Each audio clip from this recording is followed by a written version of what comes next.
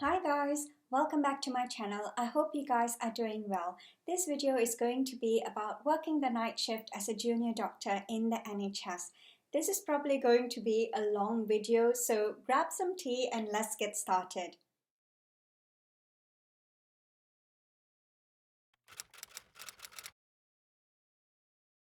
The hospital runs on minimal staffing at night. Normally during the day, there are 2 to 3 doctors covering a ward.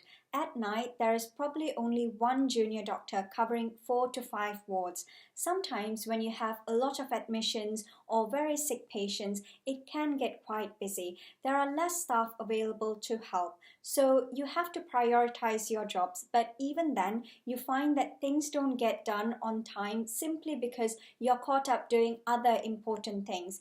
It is hard to predict how busy the on-calls can get during the night, and I think the uncertainty of which way your shift is going to go makes the night shift extra challenging.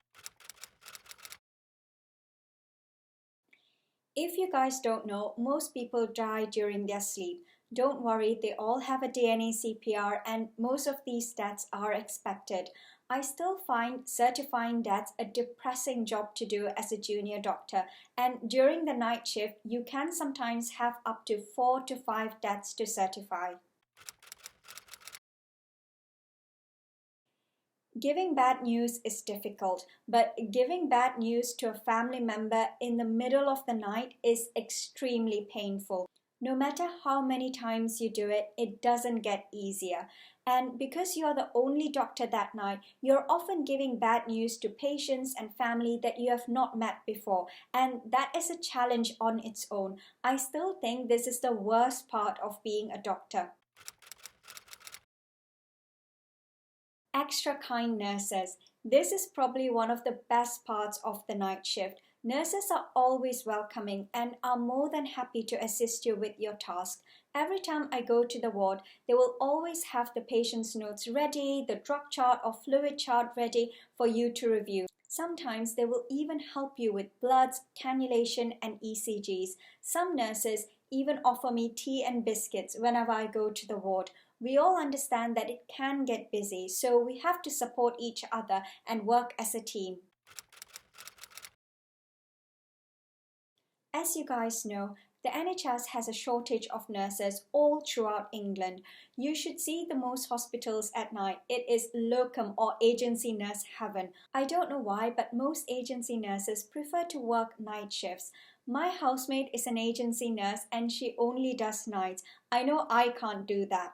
Also, most hospitals prefer their own nurses to work during the day, so at night at least half of the nurses are agency or locum nurses. Agency nurses are great and most of them are highly skilled. However, the downside is that most of them are not allowed to do certain procedures like setting up IVs, putting NGs, because they are not trained to do it in the trust. They are capable and skilled to do those procedures, but they are just not allowed because they are just not trust approved, if you know what I mean. This puts a lot of pressure to the regular staff nurses and doctors on the ward. Sustenance. Most hospitals have a costa, and if you're really lucky and in a posh area, you might even have a Marks and Spencer's.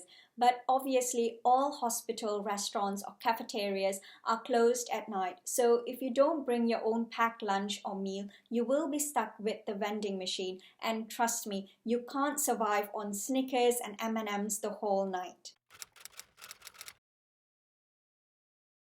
Traveling to work. This can be a good or bad thing. If you drive to work, you will love night shifts because there is definitely less traffic to get to work at night.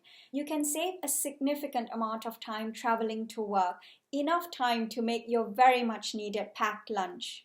Unfortunately, this is not the case if you're relying on public transport to get to work. There is definitely less buses and trains that operate at night. I saved the best for last. Car park.